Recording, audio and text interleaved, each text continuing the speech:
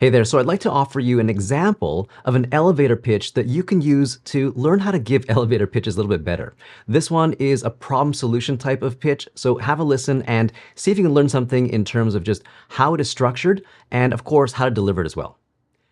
As professionals, we often find ourselves overwhelmed by the endless stream of tasks, meetings, and deadlines, leaving little room for strategic thinking or personal growth.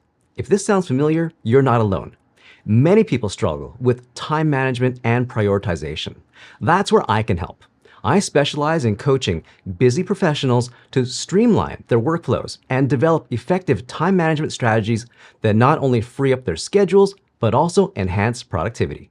By focusing on what truly matters and eliminating unnecessary distractions, you can regain control over your time and focus on achieving your larger goals. If you're ready to take back your time and boost your efficiency, let's schedule a quick consultation to explore how my methods can help you work smarter, not harder.